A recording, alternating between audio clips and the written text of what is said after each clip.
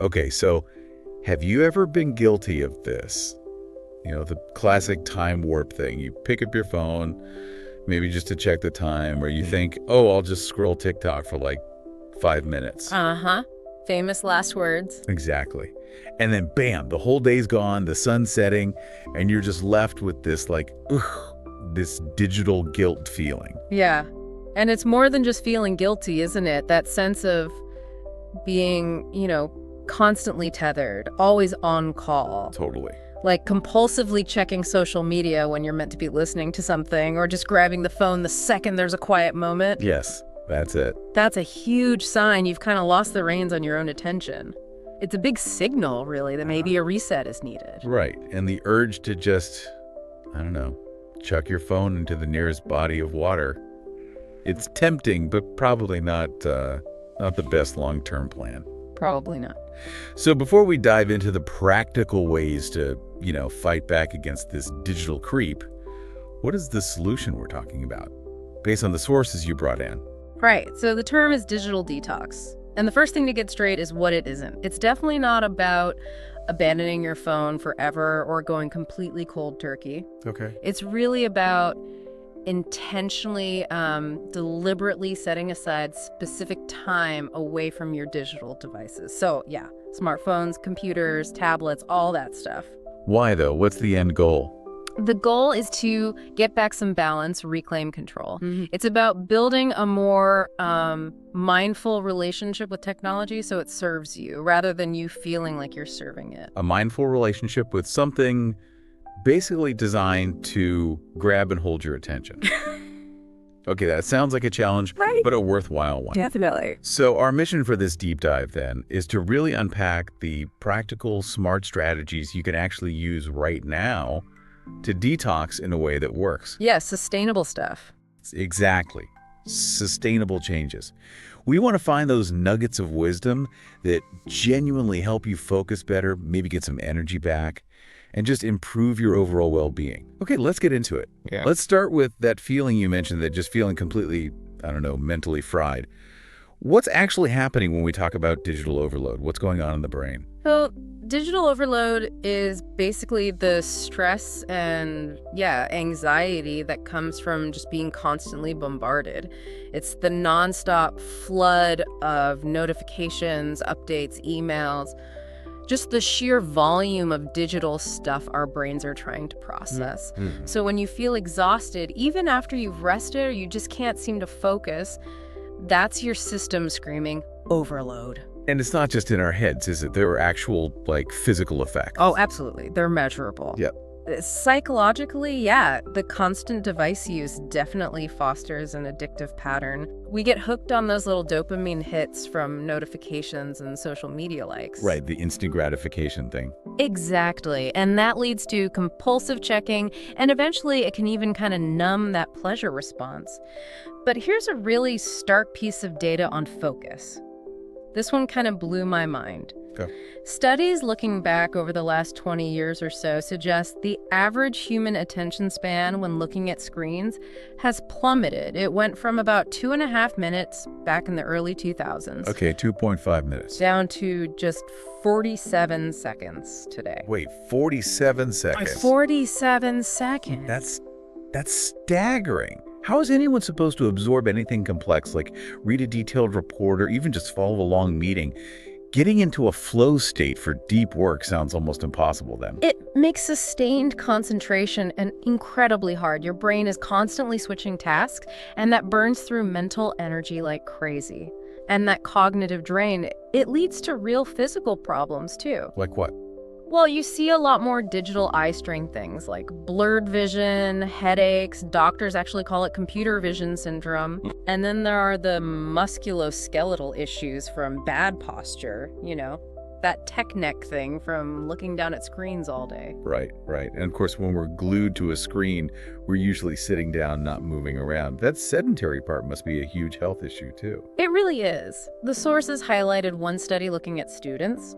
those spending 5 or more hours a day behind screens had a 43% increased risk of obesity. Wow, 43%? Yeah.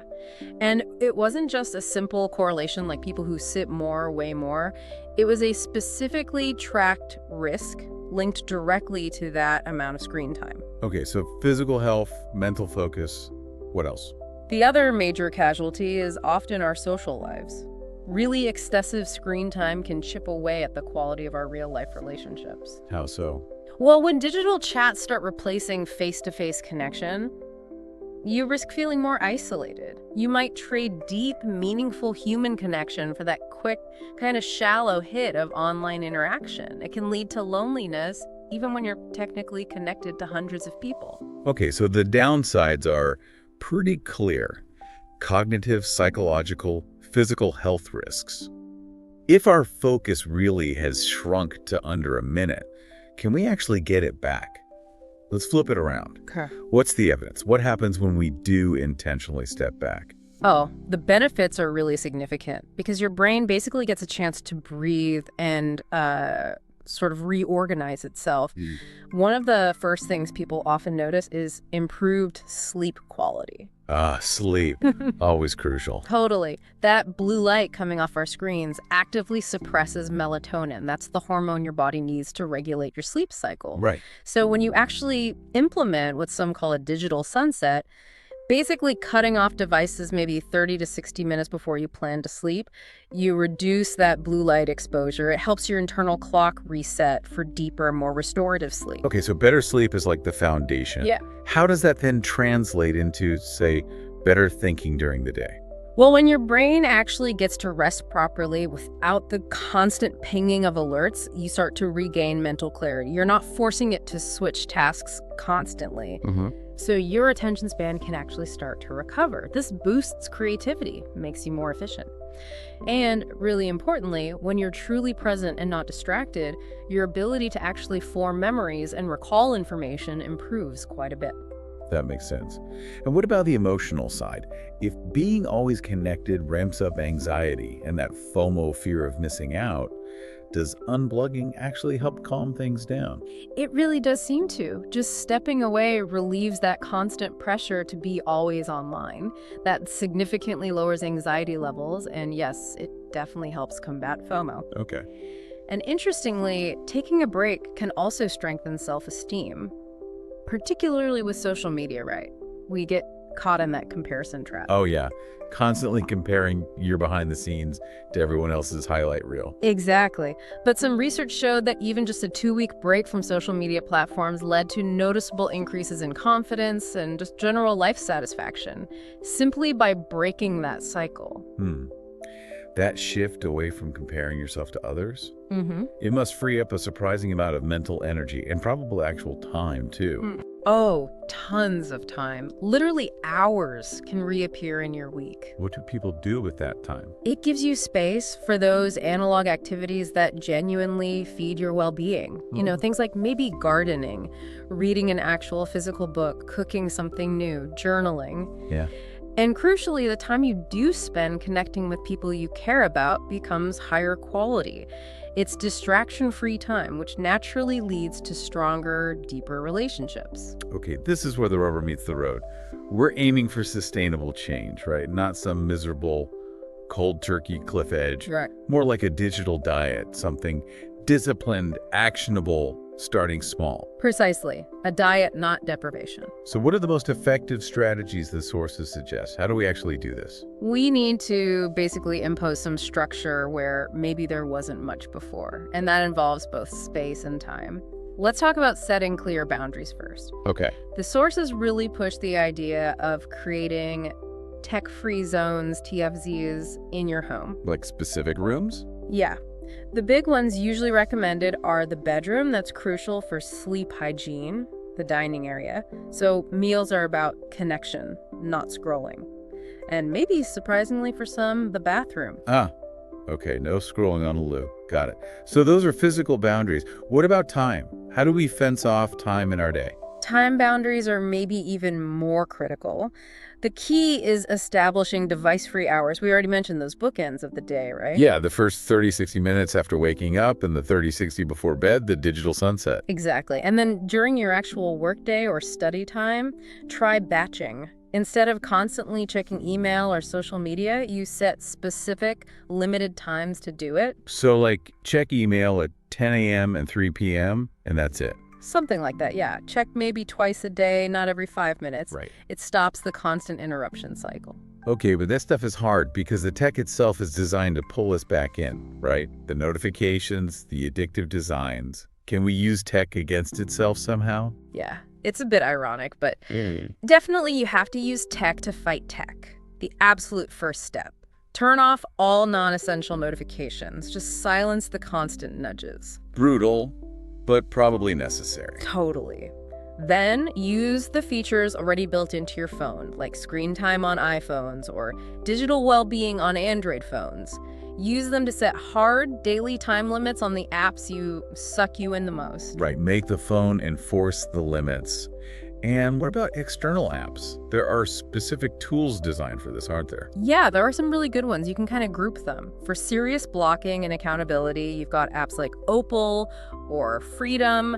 They literally block your access to specific websites or apps during times you set. Okay, the heavy hitters. Yep. Then for more like gamified motivation, there's Forest. It's kind of cute. You grow a virtual tree while you focus, but if you leave the app to get distracted, your little tree dies. Oh, wow. Accountability via virtual plant life. Kinda. And don't overlook simple things like Pomodoro timers. There are tons of apps for that, like PromaCat is one mentioned. They just break your work into focused bursts, usually 25 minutes, followed by a short screen-free break. I've also heard about one called 1 Sec. How does that one work? It sounds interesting. Yeah, 1 Sec is clever. It basically inserts a mandatory pause, like a deep breath moment, before it lets you open certain apps, usually social media. Ah, so it breaks the impulsive tap. Exactly. That tiny bit of friction, that forced pause, makes you consciously think, wait, do I really need to open Instagram right now? Often, that micro moment is enough to break the habit loop. That's smart. Yeah. Any other quick tech hacks? One simple but effective one is to switch your phone's display to grayscale. Black and white. Yeah, it just makes all those bright, colorful app icons way less stimulating and, frankly, less appealing to your brain's reward centers. Takes the fun out of endless scrolling. Okay, these are great practical steps. But I imagine a lasting detox needs more than just apps and settings. It needs a mental shift, right? We have to figure out why we're grabbing the phone all the time. That's absolutely the deeper work. It's about practicing mindful use. So before you just reflexively reach for your phone when you're bored or supposed to be studying, ask yourself that question. Why am I doing this right now? Like, am I avoiding something? Am I anxious? Do I need a little validation hit? Precisely. Understanding that underlying feeling or trigger is key. And then, when you consciously decide not to pick up the phone, you need something to replace it with. Replace the scrolling with an analog activity, grab a book, doodle, do a quick mindfulness exercise, step outside. Okay, last practical point. What about the real-world pressures? Work emails demanding instant replies, or just FOMO, feeling like you'll miss out socially if you're not constantly checking in. How do you manage that? Yeah, that's a common hurdle. The key seems to be transparency. Just tell people. Pretty much. If you're worried about work, communicate your boundaries clearly to your colleagues. Let them know you'll be checking email at specific times, or that you're scheduling blocks of deep work time where you'll be offline. Use autoresponders if you need to. Okay. For the social side, again, maybe let close friends know you're trying to be on your phone less. But mostly, the sources emphasize that the benefits you gain, like peace, clarity, real connection, usually far outweigh anything you might temporarily miss online. It's about choosing real life over the virtual feed more often. Hashtag tag tag outro. So when you boil it all down, a digital detox isn't really meant to be a punishment or even just a one-off thing. It's more like finding a sustainable path back to balance. Right. It's about making sure technology is a tool that enhances your life rather than something that feels like it's controlling you. It really comes down to being more mindful, making intentional choices about where you put your attention, which is, let's face it, pretty precious and limited. Yeah, definitely limited. And I really like this core idea from the sources that the strongest signal you can send today isn't your Wi-Fi strength, it's your actual, authentic presence. That's powerful. We learned that cutting back on distraction directly boosts focus and helps you actually remember things better. So maybe the final thought for you listening is this. If you do want to improve your memory and focus, how can you structure your week intentionally to carve out time? Not just time away from your phone, but time dedicated to activities that demand that deep, single-task focus, the very kind of attention our devices have kind of trained our brains to avoid. Yeah, that's the challenge. Just start small, maybe get curious about your own patterns, and notice how even small, intentional changes start to shift things in your daily life. Great advice. Thank you for bringing in all these sources and breaking it down for us in this deep dive. My pleasure. We'll talk to you next time.